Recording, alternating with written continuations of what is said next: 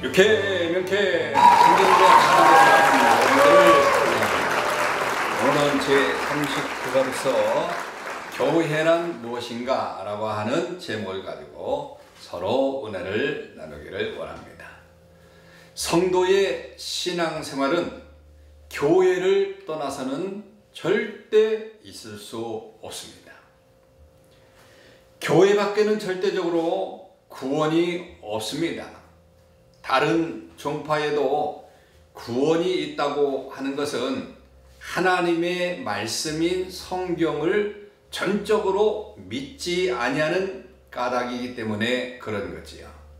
그래서 교회가 무엇인가를 잘 이해하지 못한 그런 소치인 것입니다. 우리는 철저하게 교회 밖에는, 기독교 밖에는 구원이 없다. 왜? 이 세상의 창조주는 오직 하나님이시기 때문에 그렇다라고 하는 거죠. 그래서 우리는 오늘 교회가 무엇인지를 제대로 배워서 예수 잘 믿고 구원받는 귀한 역사가 있기를 주님의 이름으로 축원합니다. 첫째로 교회 성경적 명칭을 한번 살펴보게 되면 성경적 명칭입니다. 구약에서 히브리어인 카할이라고 합니다. 카할이라고 하는 것은 부른다, 소집한다 라고 하는 그런 뜻을 가지고 있어요.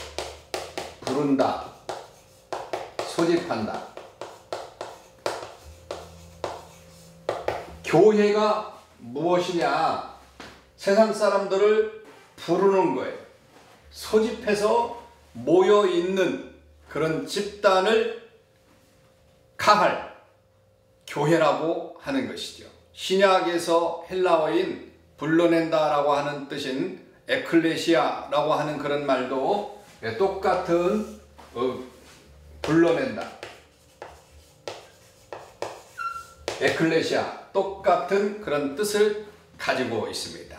다시 말하면 하나님께서 구원받은 당신의 택한 자녀들을 죄악 세상에서 마귀의 손아귀에서 불러내시서 당신의 아들과 딸을 삼아 주셨다. 다시 말하면 이 세상이라고 하는 것이 있습니다. 이 세상의 많은 사람들을 교회라고 하는 곳에 불러내는 거예요. 불러들이는 겁니다. 한마디로. 그래서 하나님께서는 구원받은 백성들을 이제 불러내는 거죠. 그래서 한 모임 단체가 바로 교회라고 하는 거죠. 그래서 이 구원받은 자녀들이 모이는 집단체가 바로 교회라고 하는 것이죠. 그러면 두 번째로 여러 가지 교회의 칭호들을 우리가 한번 살펴보겠습니다. 칭호를. 먼저 그리스도의 몸된 교회라고 하는 그런 말을 씁니다. 몸된 교회. 왜 그리스도의 몸된 교회라고 말하고 있느냐? 고린도전서 12장 27절과 에베소 1장 23절에 보면 예수 그리스도는 영적으로 교회의 머리가 되신다고 그렇게 말씀하고 있어요. 로마서 12장 5절, 에베소 4장 25절 가운데도 구원받은 그런 성도들은 교회의 몸이고 지체가 된다고 그렇게 말하고 있습니다. 구원받은 성도는 그리스도의 몸이고 지체이다 라고 하는 그런 뜻을 가지고 있다. 그래서 몸에는 여러 가지 지체가 있는 것 같이 교회에도 여러 가지 그런 지체가 있으니까 각양각색의 은사를 받아서 맡은 일에 충성을 다하고 있으니까 내가 어떤 한 교회의 지체로서 그 역할이 주어졌다고 한다면 그 역할을 잘 감당하는 그런 사람들이 되어야 되는 겁니다. 그래서 성도는 절대적으로 교회를 떠나서는 교회를 떠나서는 구원을 받을 수가 없어요. 네, 절대 받을 수가 없습니다. 이는 몸에서 단절되는 것과 똑같은 겁니다. 우리의 몸이 한쪽이 단절되었다라고 한다면 어떻게 그 단절된 몸이 살 수 있겠습니까?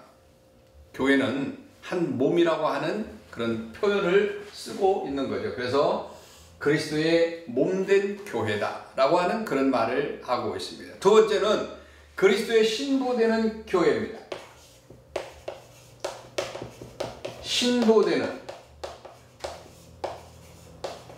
신부되는 교회. 구약에서는 하나님과 그의 백성 이스라엘을 부부관계로 이제 비유를 했어요. 호세아서 1장 2절로 4절 말씀 가운데 그렇게 구분해서 이야기하고 있고, 요한복음 3장 29절, 마태복음 25장 6절 말씀 가운데서도 신약에서도 그리스도와 몸의 지체가 되는 교회를 부부관계로 교훈을 하고 있는 겁니다.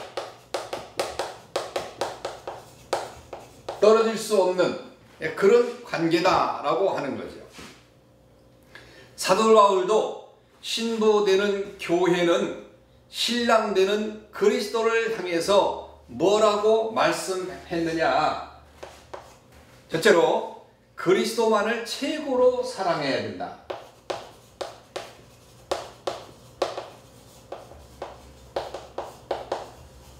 자, 신부가 신랑을 최고로 사랑하는 것처럼 신랑이 신부를 최고로 사랑하는 것처럼 그렇게 사랑해야 된다. 그리고 두 번째는 정절을 지켜야 되겠죠. 신앙의 순결.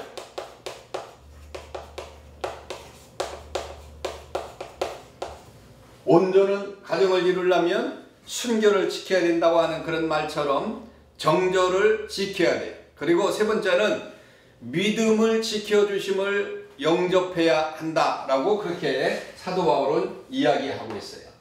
세 번째로 믿음을 지켜주시는 분을 영접해야 된다. 네. 그래서 믿음을 지켜주시는 주님을 영접해야 된다. 주님을 받아들여야 된다라고 하는 교회가 바로 그것을 신부되는 교회는 그렇게 해야 된다는 거예요. 오늘날 교회당 건물은 훌륭하고 모든 조직은 짜임새 있게 잘 되어 있지만 실상 성령이 떠난 그런 교회, 십자가가 없는 그런 교회가 얼마나 많습니까? 세상의 이득만 취하는 그런 교회가 얼마나 많습니까?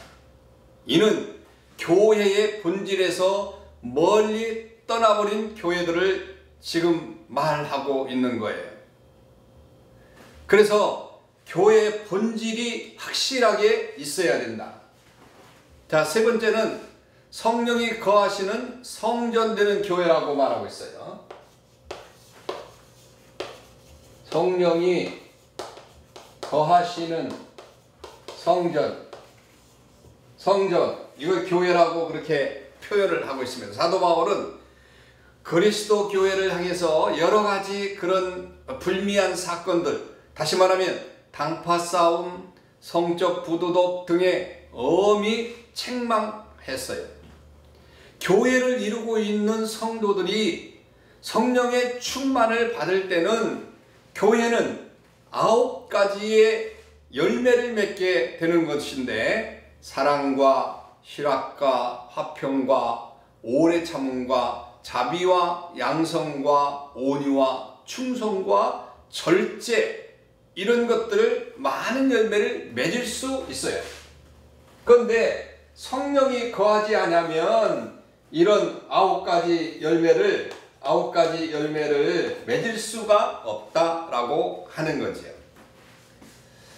성령을 거스리고 성령을 근심케 하면 성령이 떠나가실 것이고, 성령이 떠나갈 때 교회에는 싸움이요 거짓들이 난무하고, 그리고 욕심들만 가득하고 죄악이 가득해서 마침내 마귀의 소굴, 강도의 소굴이 될 수밖에 없는 거지요. 그래서 교회는 성령이 거해야 된다라고 그렇게 말하고 있습니다. 그리고 네 번째는 위에 있는 예루살렘이라고 그렇게 말하고 있어요.